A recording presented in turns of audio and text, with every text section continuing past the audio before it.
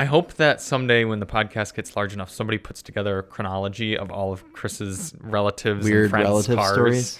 Like, and so that's like a family tree, but of cars that they've owned. I know. And like that. Yeah.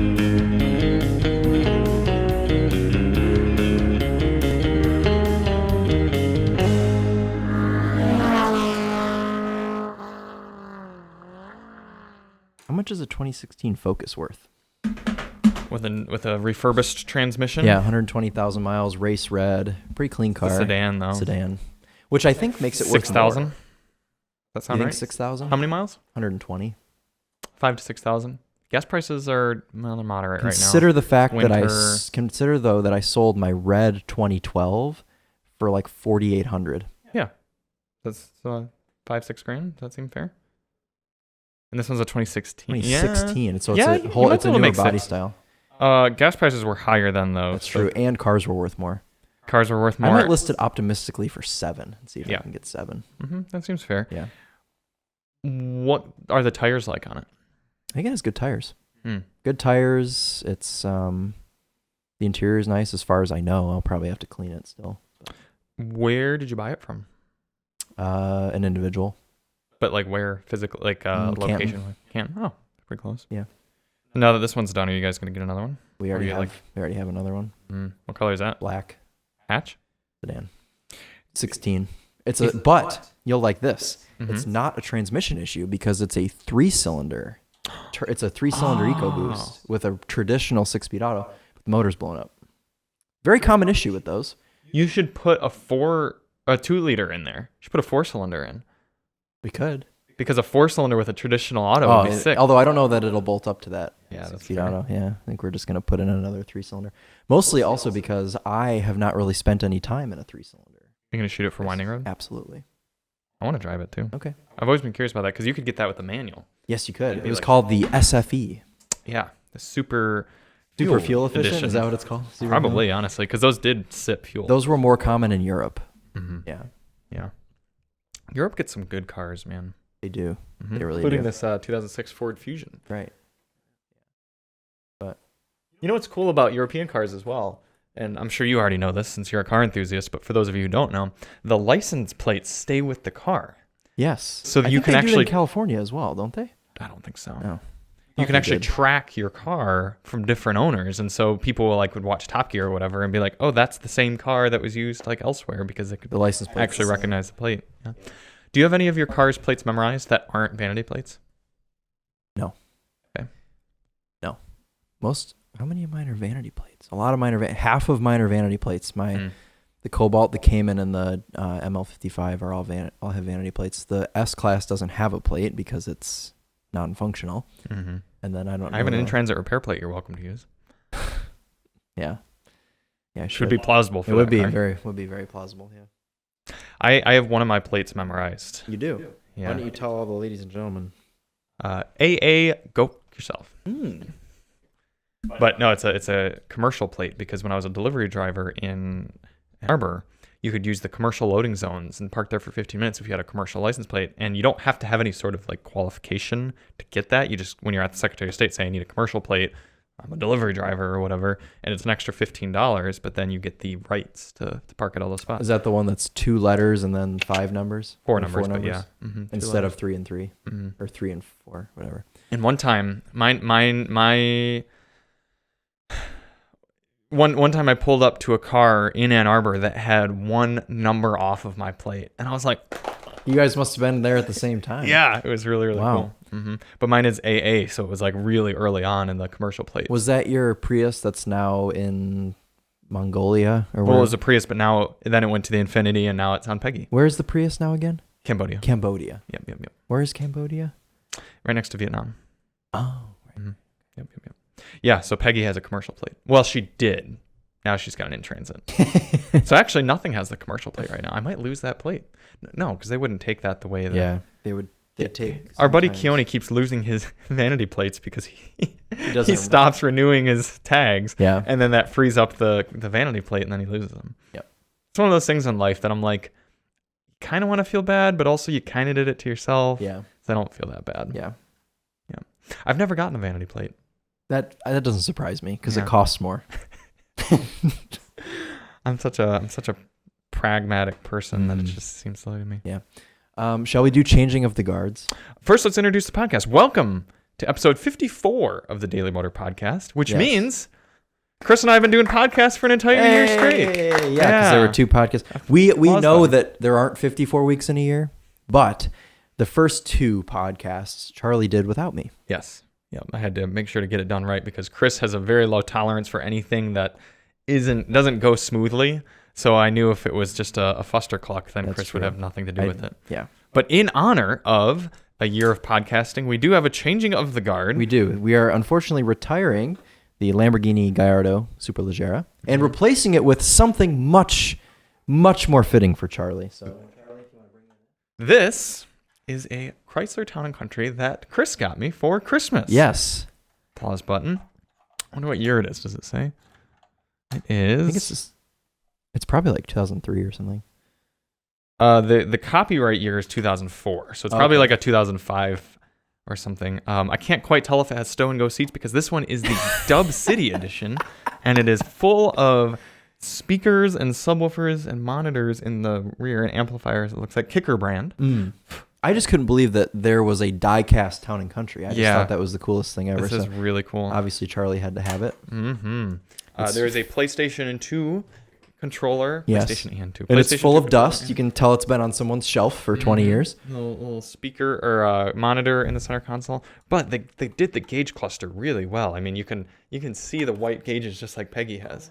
Yeah. Yeah. I mean, the attention to detail in this is How quite do the pedals good. look? It's a manual. Oh, it's really? a manual transmission. Did you know that? No, I didn't notice. I saw a little glint of pedal. Wait a minute. So it's got 3 pedals, but does it have a shifter? You know that you could get a manual Town & Country in Europe. That's awesome. You should import one. Yeah, you should import one. You really should. I'm a bit confused as to how they intend people to shift. Maybe it's a 4 on the tree. Oh, right. It might be. They might have done a manual transmission 4 on the tree with a reverse somewhere. Because Peggy does have a column shifter. That's right. Yeah. Does my Super Duty have a power shifter or a column shifter? Your Super Duty? Yeah. Cool. So I own 2. My father loves to call during the podcast. He's a calling enthusiast. I think we need to get a tally. We need to put a whiteboard behind us so that you can just tally anytime. For anytime Charlie gets a call. Anytime Emily shows up. Anytime, yeah, that isn't very often. No, not very often, but it happens. Anytime you burp. Anytime I sniffle or anytime we talk about your clothing, your fit. That's right. Yeah. But yes, this is I own 2 cars with column shifters and wood grain. Yes, you do. Excellent. Yeah. Excellent fleet. And I just need a LeSabre with wood grain and a column shifter. Yes. And I'll be a very happy person. So also there are Brembo brakes on this. I will point out though that this is not the exact same as Peggy because this is a short wheelbase. You can tell by the headlights. The short wheelbase didn't have the little dip in the bottom of the headlight, whereas the long wheelbase did. Can you hand me the BMW i3, please? Yes. Putting all the cars in a circle. Oh, they're doing like a little powwow. Yeah, they are. Oh, wow. I still like the Hummer with the Super Cub in the back. Yes. All right. I'll hand this to you. Thank you very much. What do you think right here? Yeah, that looks great. That looks excellent. We hope you all had a nice Christmas and New Year celebration because this will be coming out after New Year. We were recording it before New Year. But today, everyone got to hear about the different cars that we owned. We found out that Chris and I have owned the exact same amount of cars if you don't count the cars that Chris bought simply to flip. Yes, because I've did 2 of those. Yeah. But other than that, I don't flip cars very often. I really don't. You just started this podcast talking about you flipping a Focus. 2 Focuses. Jocelyn Benson. If you're listening, no, I'm not. I should put this in here as well. This is a Ducati Scrambler that Stu got me. Oh, right.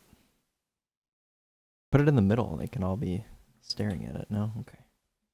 And lean up against the BMW Scrambler. That's going to be... Oh, wow. Very nice. Thank you. Nicely done. Did you have a good Christmas? I did. I see you got a sweatshirt. Got a nice bright colored sweatshirt. New Kith hat? New Kith hat. Okay. Yep. I got some new shoes. I'm not wearing them because I want to save them till all the snow and salt is gone. Yeah, there's an incredible amount of salt out I don't know. I got a bunch of different hoodies. As you all know, I am a hoodie enthusiast. He is. I got a die-cast BMW M Roadster from my buddy Sean. He sent me one. And he's the one who got you your full. And he's the one that sold me the actual M Roadster. So, full circle. What else did I get? Emily got me some BMW Kith microfibers.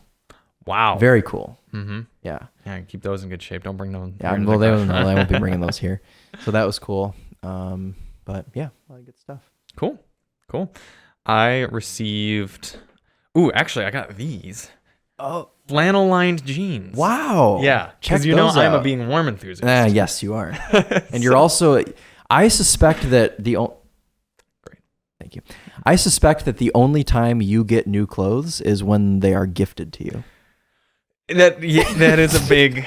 Yeah, that is a thing that does have to happen. Yeah, because I don't picture you. I don't like buying clothes. In any way. No. Yeah. I think the last article of clothing I bought was a set of jeans from Meijer because I needed a set of jeans because the one I had ripped.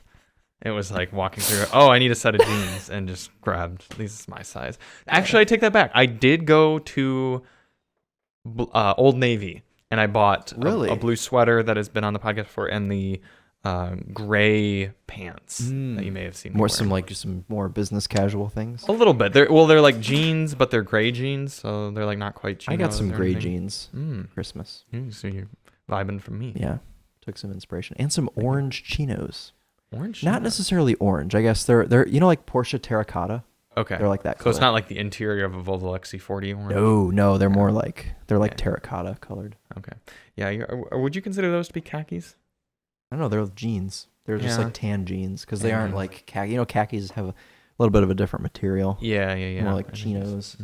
I am going to get a haircut today, I think. Are you? It's getting quite long. This is the longest my hair has been in a long time. Let's go, and we'll go together after the Secretary of State appointment.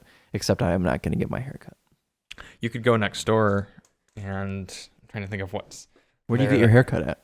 Great Clips. Yeah, I splurged twice for a local establishment that like does the nice, like they give you a massage and it's like a salon. How much is a haircut at Great Clips? Well, for a long time it was only like $17. I think it's up to like 20 something. $17. That seems very cheap. But yeah, I know that's the thing is you can get in and you don't have to schedule it, so it's like you just impulse like go in and everything. It's nice.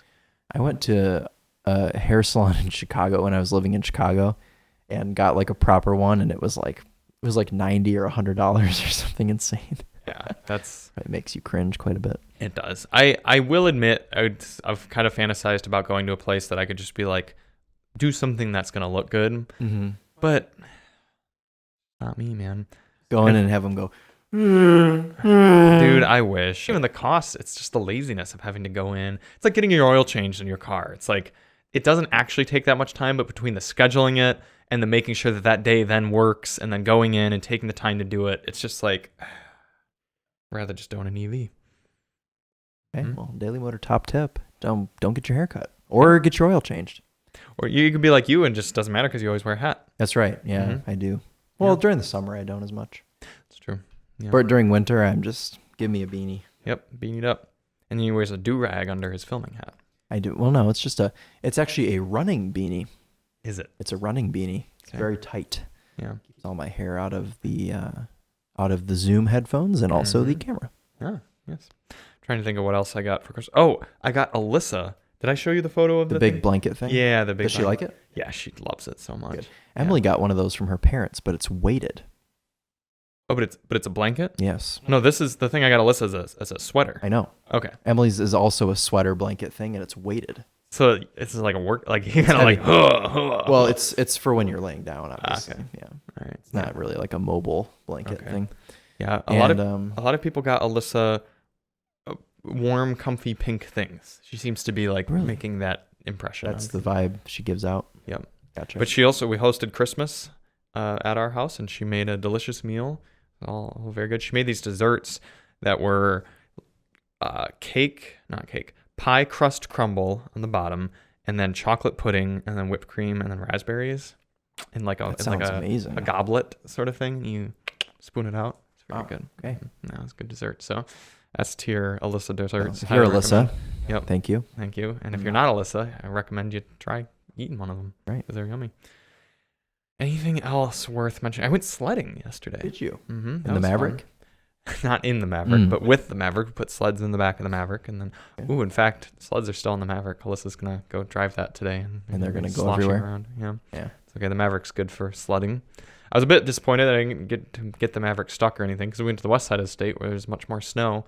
And I got to drive through like snowy roads, but I didn't get to like really test it out.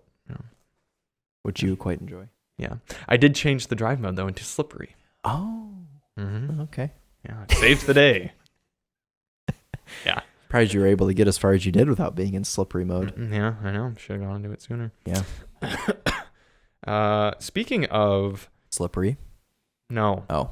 Speaking of Christmas, how did your mother like the Audi SQ7? She loved it. For her being picked up. She loved it. Everything went pretty much as planned. We waited a little bit later because we didn't want to like right in the mad intervene with people picking up their children. So we went about 25 minutes after school got out. Mm-hmm. Pulled up through the loop and had some appropriate music blasting out of it. And I, as you requested, I piss revved it as I pulled up. And everyone loved it. They were all taking photos of her and everything with the car, and yeah, good stuff. So yeah, the Audi SQ7 was a great car for that. Maybe a little bland from the appearance, but it still looks classy. Yes, and then it sounds awesome. So good. Like for example, we've got a Volvo XC90 coming this week, which would have been very nice to pick her up in. Yeah, but you're not gonna piss rev a 2-liter turbo. Isn't it a turbocharged, supercharged?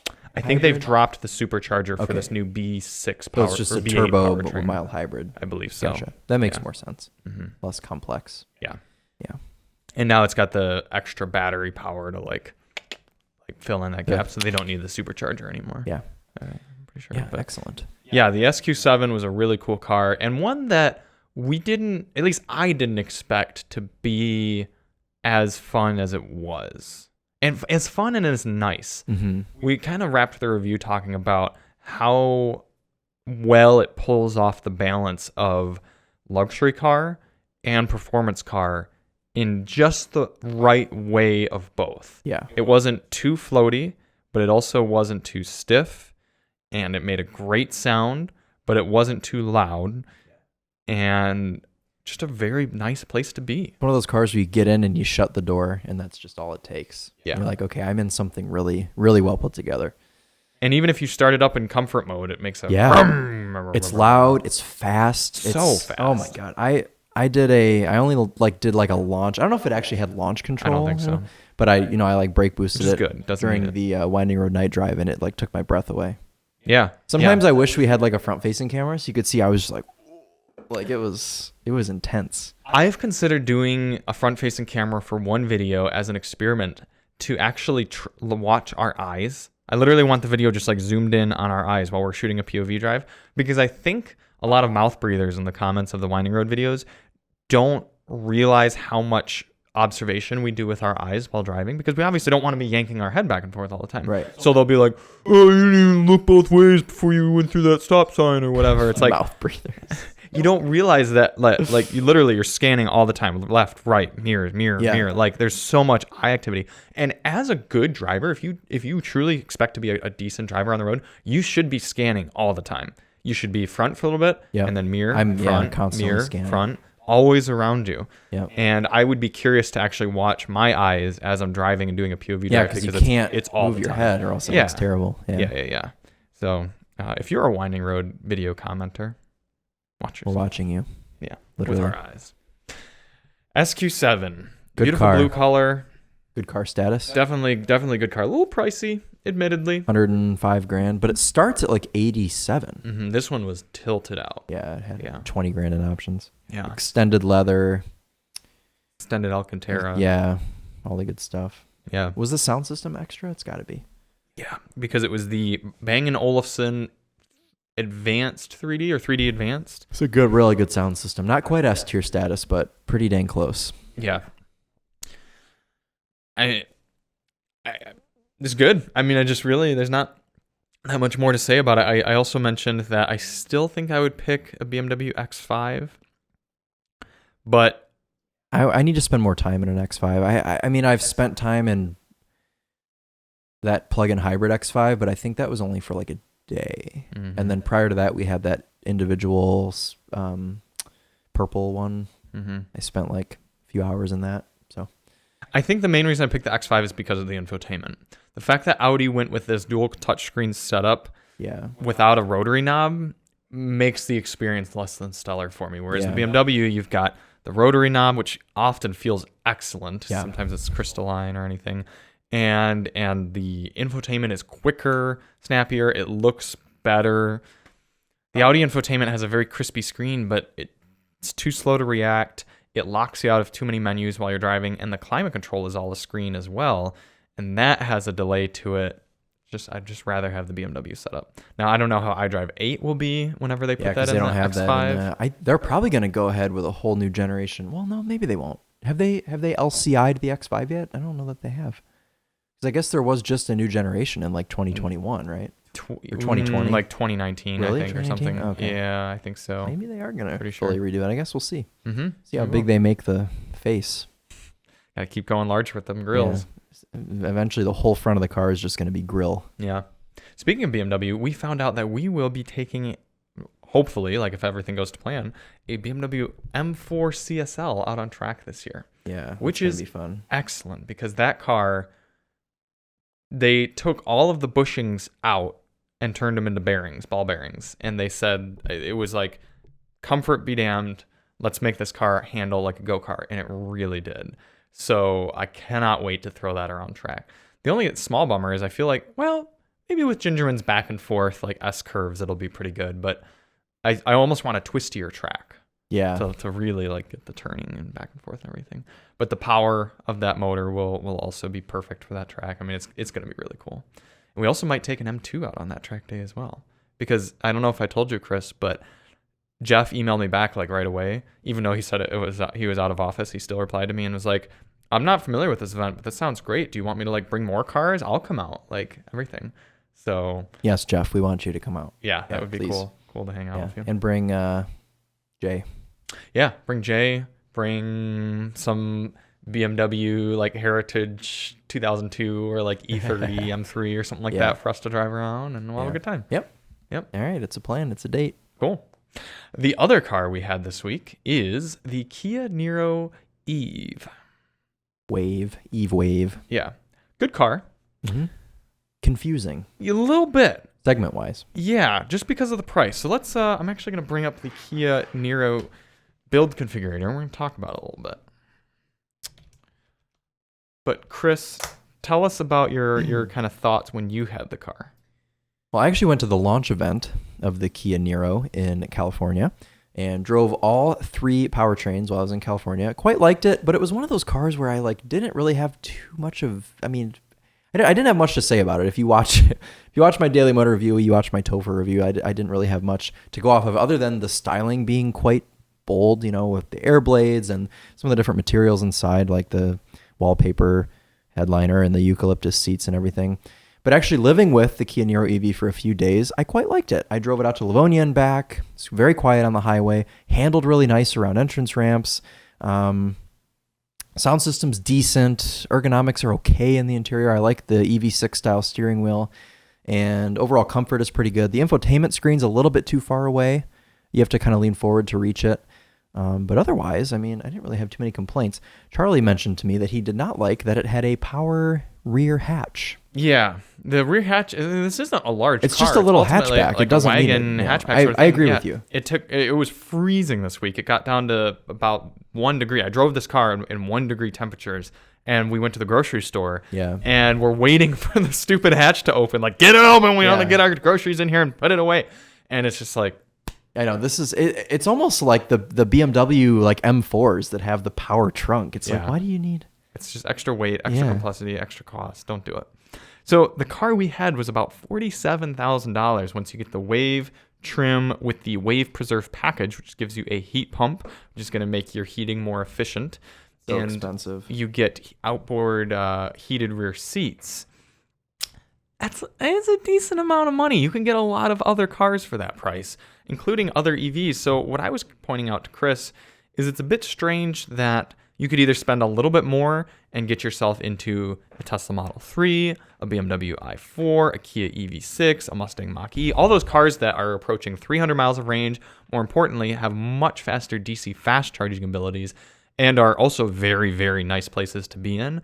Or you can go in the other direction and spend for about $35,000. You could have a Chevy Bolt that's going to have similar charging, also be front-wheel drive, and similar amount of range, and similar feature set, but be a lot cheaper. Yeah.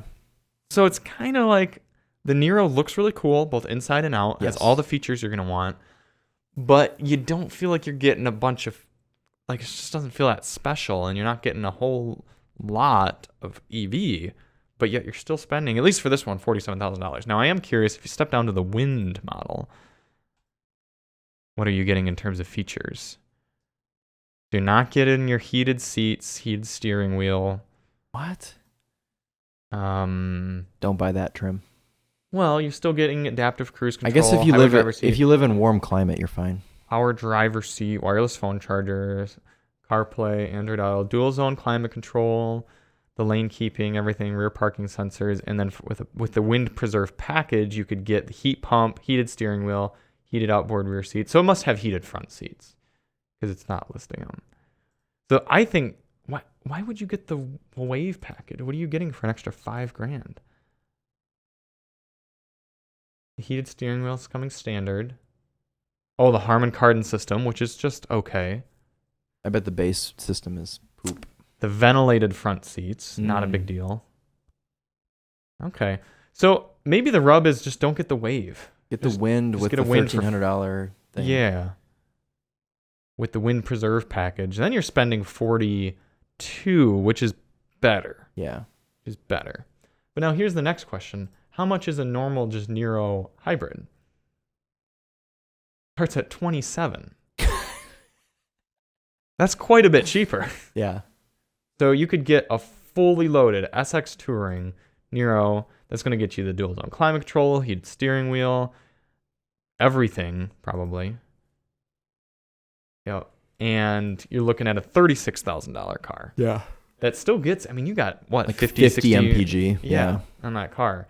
So unless you live somewhere where you're getting like really cheap electric vehicle charging, or your gas is super expensive, might be kind or of you could get the plug-in hybrid. Yeah, but that's the worst idea. Correct. Yeah, and actually, I was gonna say, but if you're stupid, you can get the plug-in hybrid. I thought that'd be too mean. That's a little harsh. Yeah. Did you happen to see the article I shared on Facebook the other day? No.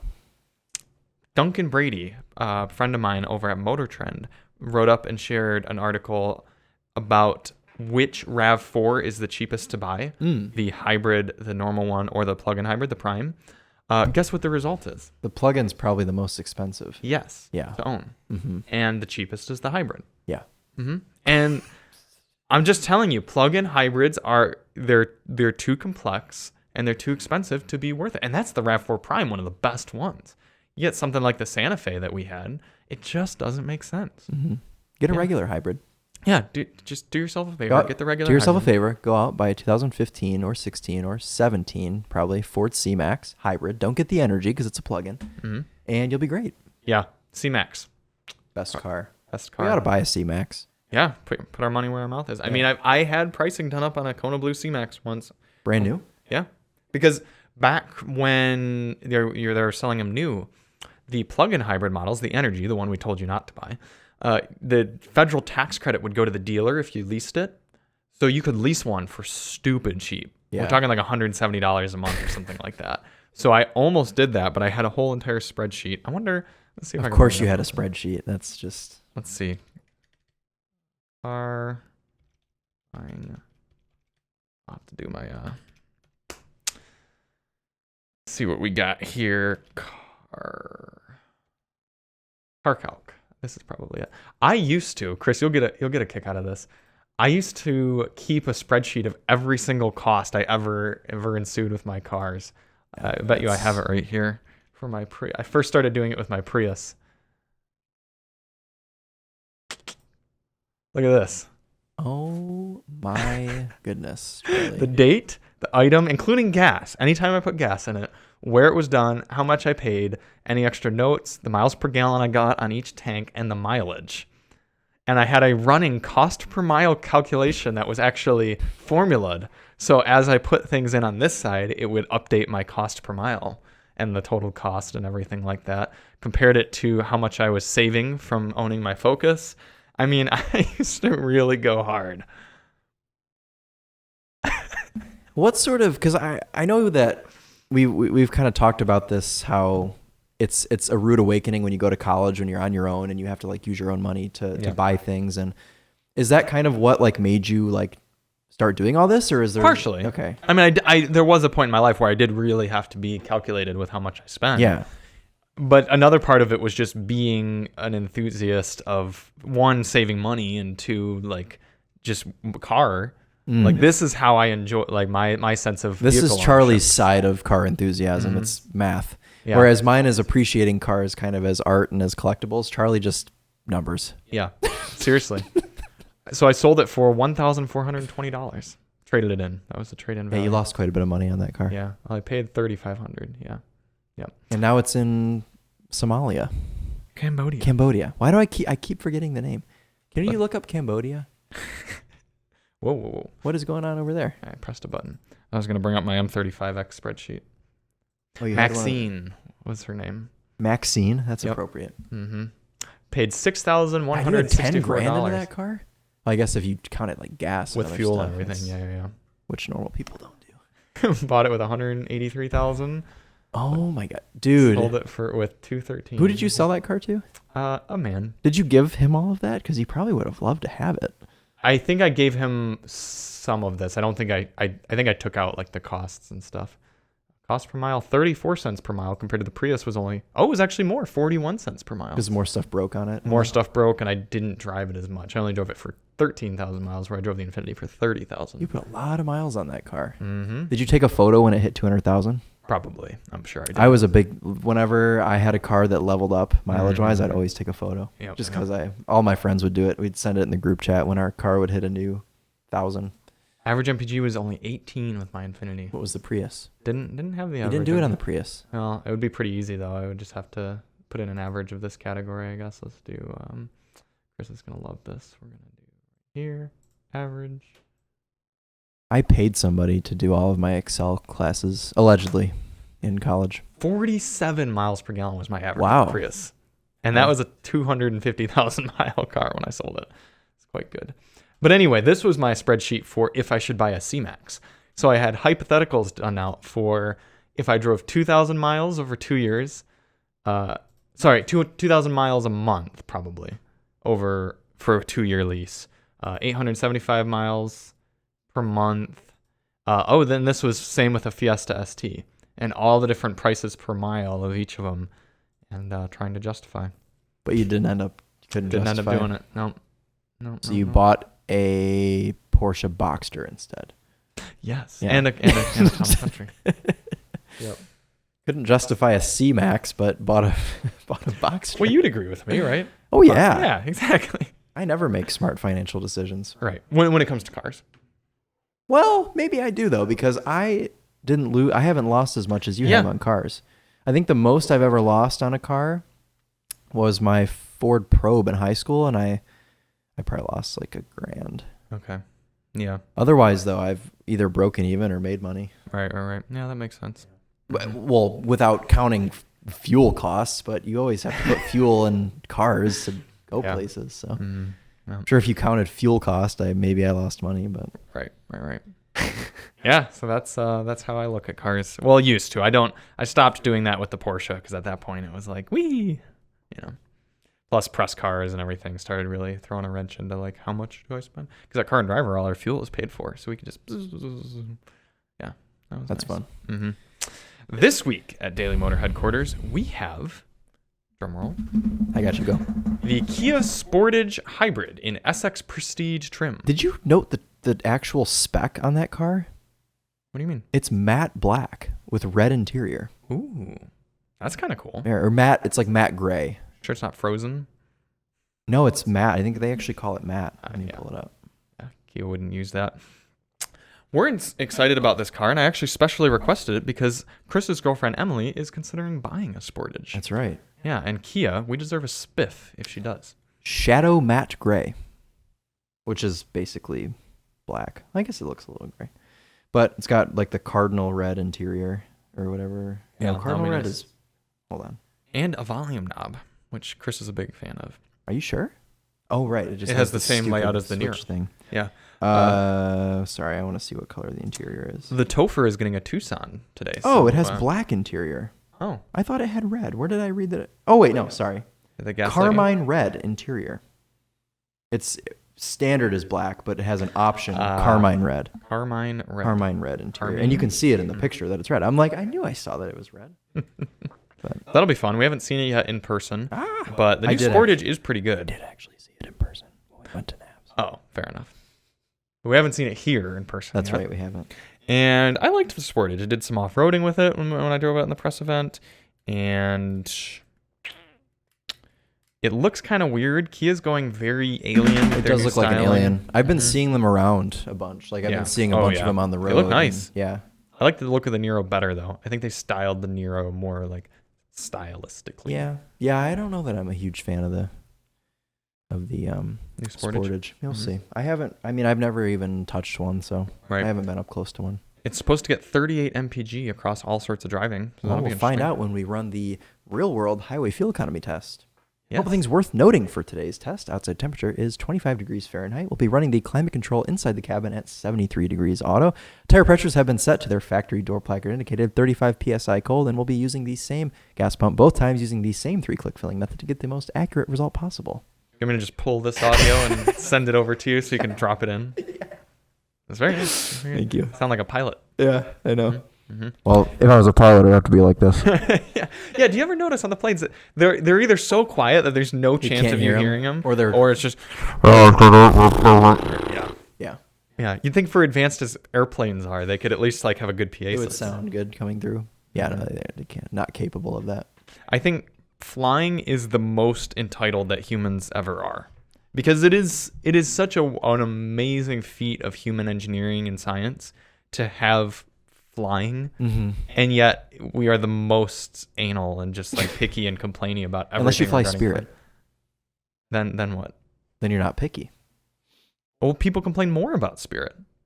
They'll be like, "Oh, I had to fly Spirit, my back hurt." Well, yeah, it's because the back of the plane is just a bunch of straw on the ground, and you don't even get seats or seatbelts, and they spit on you and they walk by, and they instead of snacks, they just like take some like chicken feed and throw it down, and you're expected to eat that, and there's no bathroom, and I fly Spirit. No, you don't. You're telling me after seeing those spreadsheets, you can't imagine that I would see a plane ticket for Spirit? No, that's voided because you're a journalist.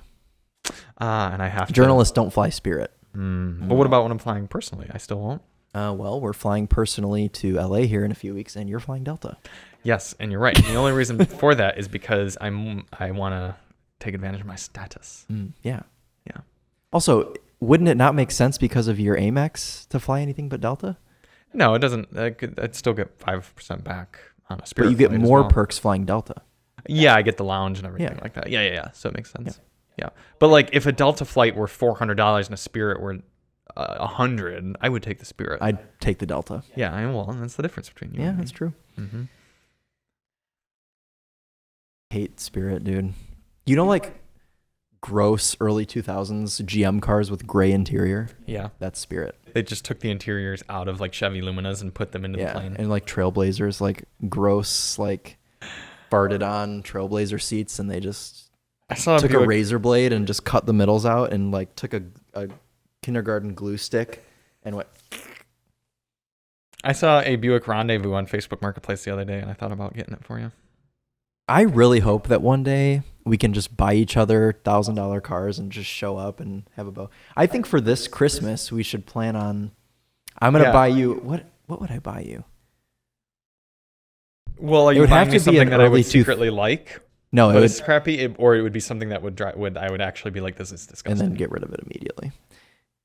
It'd probably have to be some early 2000s GM BS that you would just like hate, or a Dodge Avenger maybe.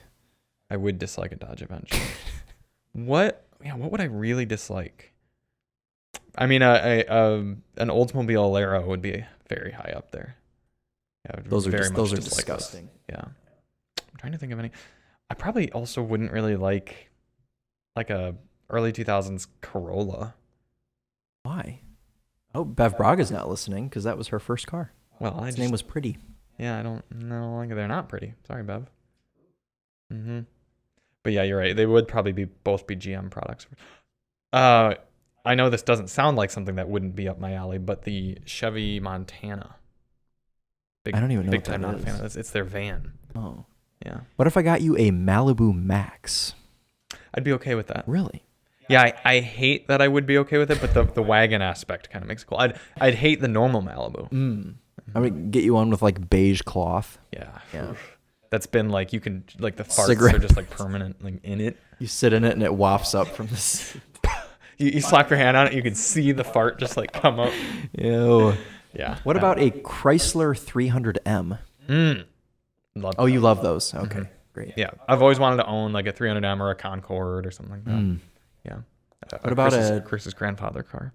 Yeah, my grandfather had two 300Ms, one of which was stolen. Yeah. And went on a high-speed chase down 94, crashed into the back of a semi. All of the perps got out in underwear only, which means probably meth, right? Because you don't want stuff on your clothes. And ran and got arrested. Good. But the car got totaled because obviously they smashed it into a semi. And then he replaced it with another 300M, which was a different color. That was it. Otherwise, Did he used to get those from Cuter? No, he got them from Naylor. Remember Naylor? Are they still there? I think they're don't called think something so. different. I think they got bought out. I think that dealership's not even there anymore. Oh. It was down by like Trader Joe's. Right? Anyways, so my parents and my grandparents, they would all get their cars from Naylor. My grandpa bought a Pacifica from Naylor, like an OG Pacifica. Very strange because he always had cars. Yeah. And then he went into the dealer to look at a new 300, and for some reason, the salesperson told him that he needed a Pacifica.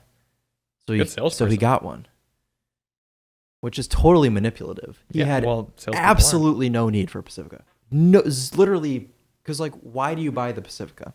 You have children. And he literally, it was him and, well, my grandma was still alive at the time. It was just him and my grandma that drove around. How long did he own it? 3 years, because it was a lease. Well, no, he did 2-year leases, so he had it 2 years. And then he replaced it with the new style 300, because my grandma, this was like my grandma passed away, I think, while he had the Pacifica, maybe. And then my grandma always told him that he wasn't allowed to get a red car. So as soon as she passed, he got a bright red 300C Hemi all-wheel drive. It was nice. It was a sweet car. Yeah, it was sweet. I think it was a 2008. Yeah. I hope that someday when the podcast gets large enough, somebody puts together a chronology of all of Chris's relatives Weird and friends' relative cars. Stories. Like, and so that's like a family tree, but of cars that they've owned. I know. And like that. Yeah. Bless my grandmother. She didn't like. You know red what's cars? funny? She had a red car. She had a bright red Honda Prelude. Ooh. Which, don't even get me started on this, how upset I am that I don't own that car. Yeah. She bought it brand new in 89. I think it was an 89. Yeah. It was bright red. It was an automatic base model, so not a desirable spec in that way. She never drove it in snow because she was scared to drive in the winter. So it sat in the garage. Paint was mint. I mean, and it had... I don't even want to talk about it. It had like 20,000 miles on it, and it was just like, God, it was the nicest car ever. And when she died, my parents and grandpa just sold it to a man. Damn. Yeah. But I mean, how you could have that parked in this garage. I know. I was and not drive it. I was 9 when she died. So like, what was I going to do with a freaking Prelude? Hold on to it. Yeah, that's a lot. But God, can you imagine? Cool. You would have sold it because it's not automatic. Or could have manual swapped it. Yeah, that's true. Yeah, but you know how we were in high school with cars. Oh, I want to get something with a manual. I know. Just ditched it. I just now I would have appreciated it so much to have I would have left it alone. Yeah, I know. Kept it automatic. I would have Yeah. And it just like, it was the most perfect, pristine. And those look cool. They got pop-up headlights. Cool. And well, our Lemons car is one of those. Yeah. 89 Prelude. Yeah. Yeah. Huh. So, yeah. I regret. Well, I mean, it wasn't. There's nothing to it regret. Wasn't my, Yeah, it's just sad that It is sad. Yeah, because that would have been a really cool car to have. The other car we have this week at Daily Motor Headquarters is one of my favorites. It's a Volvo XC90. I don't know if it's a T8 or a B8. Probably a B8 now. But it's a 2022. It's a bait. It's like the Alpina. It's a 2022 though. Is it? Mm-hmm. That's strange. Well, It's gonna be a year old next week. I know it's the end of the year, so they're like clearing Pushing out stuff. Yeah. I'm quite excited because the XC90 is great. It's a great car to have to drive but not have to own. Yeah, because as the Topher has taught us, a very valuable lesson. At some point, every Volvo is worth $2,000. Yeah. So. Mark at Savage Geese has a Volvo XC90 for his personal car, and Really? it spends a lot of time at the dealer. Does it? Mm-hmm. Is it under warranty? Yes, No. with CPO, because as we know, Volvo has excellent CPO. They do. Volvo. Volvo makes who's up got for the it. best CPO? Volvo. Volvo and Porsche's Porsche. got a very good one. Porsche's like 2 years unlimited miles. Yeah. A lot of them are 1 year unlimited miles. So Porsche Mhm. doubles that. What's Volvo? I think it's like 2 years on Here. the miles. I think you can. That's great. you can bring CPO it to 4 CPO is cool in a even. way, but you know what? Not all CPO warranties are equal. No. Because I want to say Porsche is bumper to bumper CPO, and whereas like BMW is only powertrain. I'm Yeah. pretty sure. Yeah. BMW would be bankrupt if they covered all the electrical issues Yeah, I that go think wrong on that car after 4 years. because my mom had, well, she still has this BMW. She bought it CPO'd, and she had a piece of weather stripping fall off the door, and they wouldn't cover it under CPO. I feel like that's one of those things that as a company they should just cover because it's gonna just like Yeah. like if that interaction had gone better, your mother may be buying another BMW right now. Yeah. But instead she's gonna get something else. Well, actually take it back. No, I don't know what she's gonna get. She's still considering a BMW She's got X3. weighing all her options.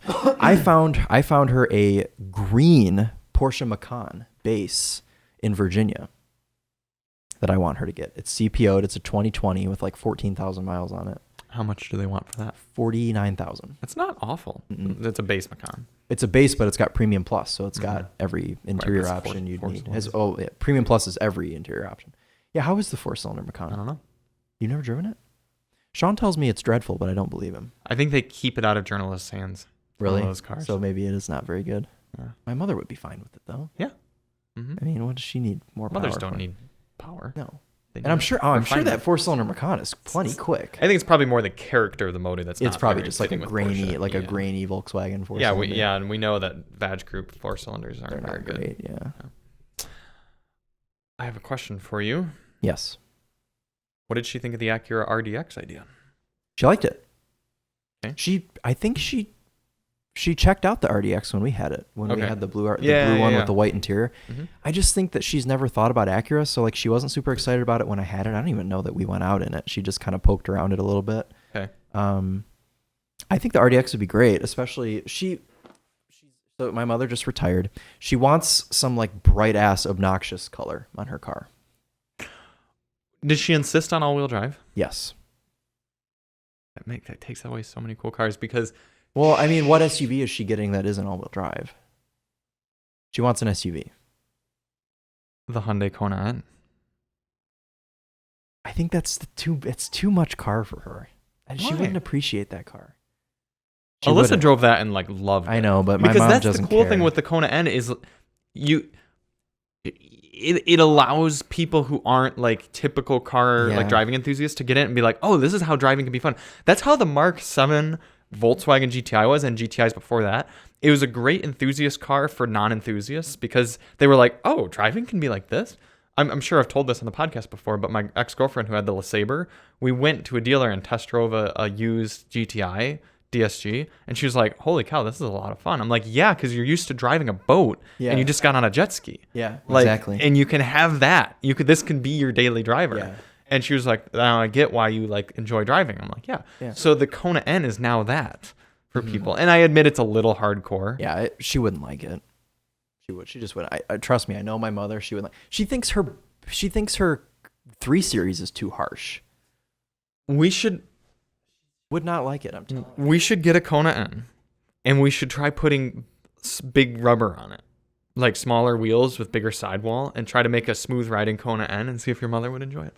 Because I think she'd get in that car, she'd rev it up a little bit, she'd be like, "Oh, that's cool." She'd take it for a little spin. She'd come out of the neighborhood there that you live in, get onto the straight road, open it up, and hear, and she'd go. That was really fun. That was really cool. I don't think she would like that though. And then when she wants to just go somewhere soft, they take your dad's F-150 and float around and everything. Yeah. Did she enjoy riding in your father's Focus RS? Yeah. If she can handle the Focus RS, she can handle the Veloster N. The difference is she has no interest in being behind the wheel of the Focus RS. She's never driven it. I bet you it's because it's the manual. It is. Yeah. But also, I don't know. What I'm telling you is that my mother has no interest in spirited driving. She has no interest in sporty driving. Her 3 Series has a sport button. She's never pushed it. But the thing is with the Veloster N is it allows Kona you Kona N. Well, yeah, Kona N too.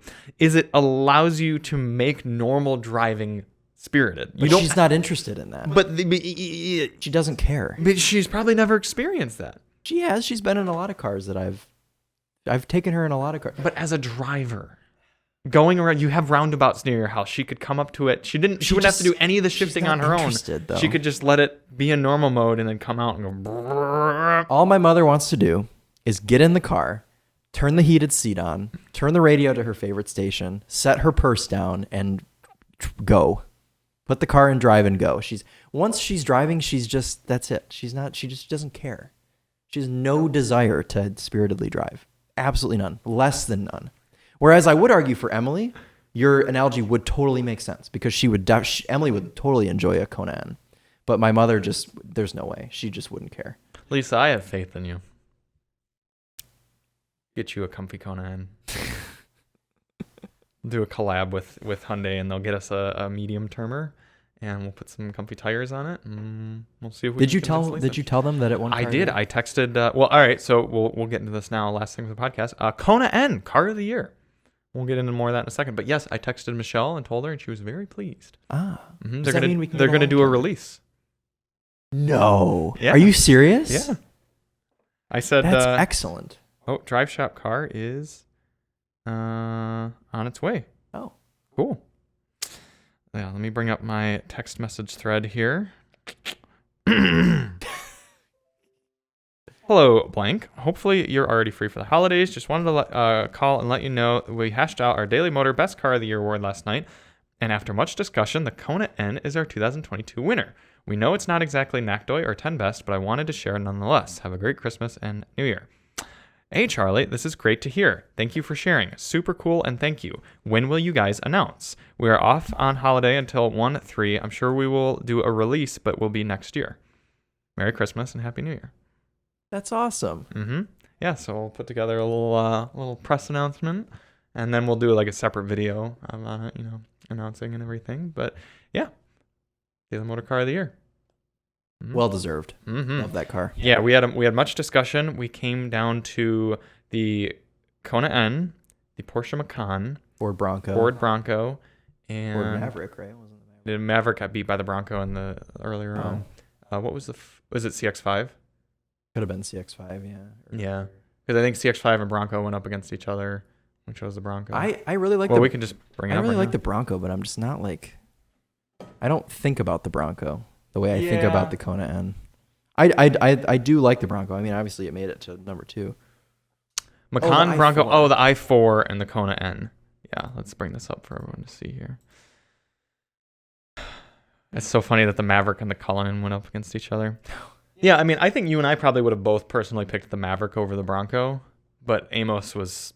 He loves the Bronco. Yeah, he was loud enough there. I'm kind of in the middle. Like I'm whatever. I really enjoyed the manual 4-cylinder Badlands Bronco. I really enjoyed that. But then we got the Bronco Raptor, and sure, I appreciated it, but driving I only drove it on the street, so you could argue that, okay, well, you didn't really experience the whole Raptor part of it. Mm-hmm. It didn't give me the fizz. Yeah. I don't know. I thought it was too quiet, too reserved, too smooth.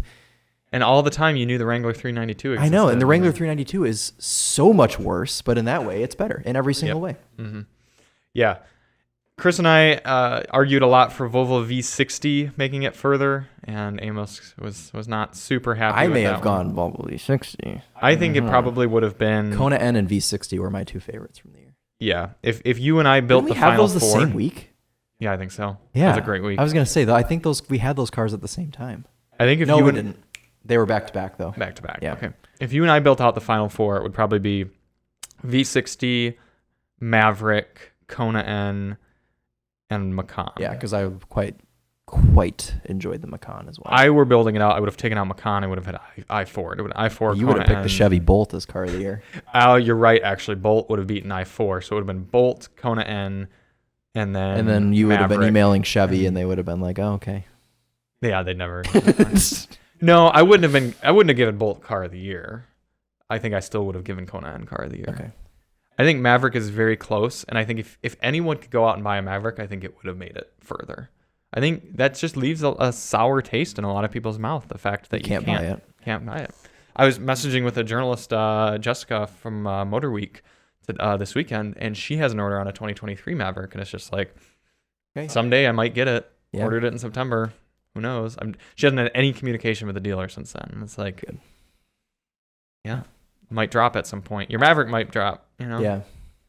And Alyssa has a family member who needs to downsize from his Chevy Silverado and loved our Maverick and would love to get one. I'm like, fuck. Yeah. You're going to have to go pay a bunch for a used one. Right. Pay like 10 grand more than it's worth. Yep. Yeah, I don't think my dad's buddy has gotten his yet, and he ordered it in 2021. That one. He ordered it late 21, I think, and he still hasn't. What is he driving now? Actually a very nice big Chevy truck. Okay, so again, probably wants to save money trucks. It's green. Gas it's really nice green. Mm-hmm. It's like your truck, but it's a Chevy. So and he got it from down south, so it's like the big boy. So it's Silverado. Yeah. Well, it's a Silverado. I think it's a 2500. I don't know if it's gas or diesel. Man, so I'm sure nice truck, though. So really much nice looking forward to saving money on gas with the Maverick. Well, I think it's going to be his wife's car. And she has an Equinox. Yes. Getting out of the Equinox. Getting people out of Equinoxes and into Mavericks. Yep. So he'll probably keep his Chevy 2500, and Chris, his wife will just have the Mav. We have a Chevy Equinox coming soon. Yes, we do. Next week, right? I think so. It's our New Year's present. So well, it'll come right after the Sportage. Mm-hmm. Our New Year's present. We might have to put our money where our mouths are. Maybe it's good. Oh, are you saying we buy one? No. Oh. But I'm just saying, we make a lot of jokes about Equinoxes, but we have to be good in journalists with integrity and good uterists. Mm-hmm. Can we take it to Buttman and do a compare against an Escape? Probably, yeah. Cool. All right. Do you have any Copart cars for us? I believe I do. I've been spending a lot of time on Copart lately. Oh, yes, I've got one for you, actually. Oh, boy. I think that you should purchase. No, I can't purchase until somebody buys my truck that I don't even have listed. Oh, are you selling it as is? Not yet. I'm going to diagnose it first. Okay. 683-154-82. Will it be a Chrysler? Yes, it will. Ooh, a limited 2006 Chrysler Town & Country Limited. This is the same year as mine. Front end damage. Oh, that's nothing. I know. That's what this got parted insurance auctions. Yeah, I mean, it's only worth $300. So look, it's got fender, headlight, and bumper, and you could get it back together. What did insurance give them for it? $2,200. Yeah, that's why it got totaled. Labor alone on that is probably $1,000. I was going to point this out earlier that you can tell limiteds by these little like grooves in the lower doors. Great. I love that you just... These don't have... Oh, yeah, maybe they're shiny. Got chrome wheels. Yeah, chrome. Yeah, the limiteds have chrome and the Tourings have chrome. Charlie, the quarter panel's dented. Oh, no. Uglier interior than mine, though. Similar center stack. It's got some warning lights on the dash. I think it's... Just to check. It is running. Shoot, yeah, you're right. Because those are blinkers. Yeah. That might be a TPMS in the top left, actually. Oh, okay. Yeah. The limiteds have tri-zone automatic climate control. Tri-zone? Mine has tri-zone, but it's not automatic. Oh, here we go, Chris. This is, yep, look at that. TPMS. Oh, but it's also got ABS and brake. Look at that beautiful gauge cluster. I think you should just bid like $100 on this. The problem is it isn't or whatever. $100. Huh? The problem is it wouldn't be $100. It would end up being a lot more than that. Yeah, well, it's a nice car. Steering wheel's in good shape. Mm-hmm. Yeah, I'm not a big fan of the gray interior or the blue exterior, but yeah, this would be tempting if I needed a daily driver because I could totally, it'd be an easy bumper swap. Yeah. Okay, I've got one that I'd like to revisit because it now has a buy it now. Oh, is it Jackie O's car? No. I think Jackie O's car is... No, it's still... Jackie O's car is going up tomorrow, and the current bid is $8,300. And the buy it now is like... There's no buy it now in Jackie Or the O's. estimated value is like 90,000. $90,000 or something stupid. Okay. 656-911-02. Oh, this didn't sell. No, it's got to buy it now of $2,000. $2,000 for a 2003 Lexus SC430. Now, Chris, all jokes aside, if I didn't have the truck, this would be a really tempting one to buy. Yeah. Because this is a running and driving Lexus SC, I mean, V8 Lexus. Yeah, convertible. Yeah, and blue not on beige. damaged. Mm-hmm. Are you at all tempted by this? No. Mm. Mostly because I don't have anywhere to put it. Mm. Because all of the outdoor parking spaces are taken up. Well, there's the B lot. There's like 18 cars in the B lot. I'm not putting another one over there. Yeah, but none of them are ours. Have you noticed that? I know. Okay. Well, one of them's yours. Oh, no, you moved yours back Mhm. home. So you don't have any over there. Neither do I. Yeah. I've only got one outside, and it's out front. I only have one outside. Yeah. Yeah. Okay. I think we should go on in this together. Oh, maybe I'd be down for that. Mm-hmm. I don't have any money to do that, but can we at least bid on it? Yeah, sure.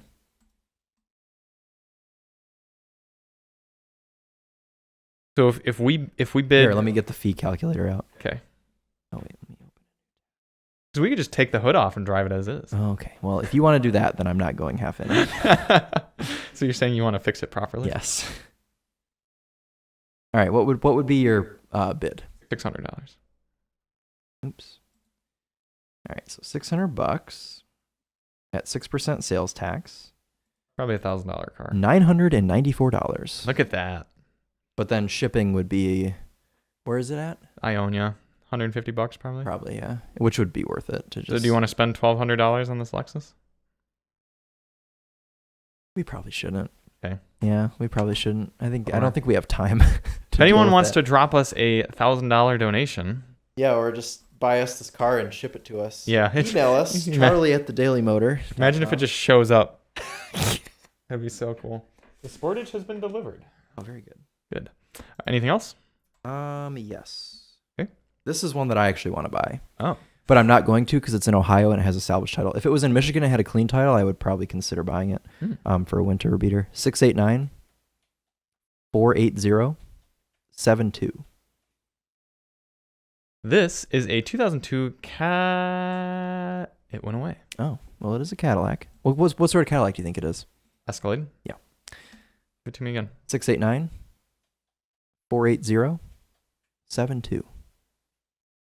Why did it go away? I don't know. 2002 Cadillac Escalade Luxury. Yeah.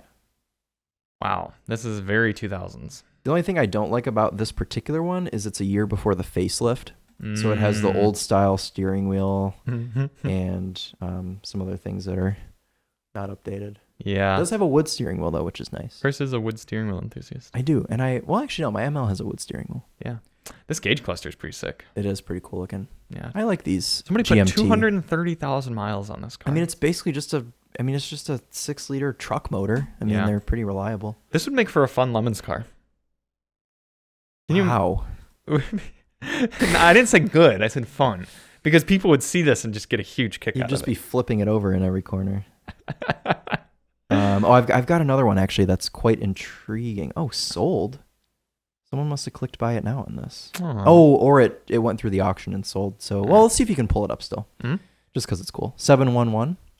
711-377-62. This is a sold lot, 2002 Lincoln LS. But look at the interior. Something very important in there. A seat cover. No. Oh.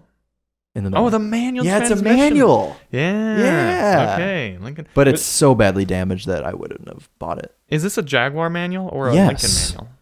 It's a Jaguar. Okay. But I mean, it's a V6. I don't know if the 3-liter V6 in this was a Jaguar motor or if it was a... These were the worst Ford combination of Ford and Jaguar, right? Because Ford designed it and Jaguar like did the powertrain. Yes, it was the worst. You'd of want both the other worlds. way around. Yes, yeah, it was designed by the Americans and built by the British. Mm-hmm.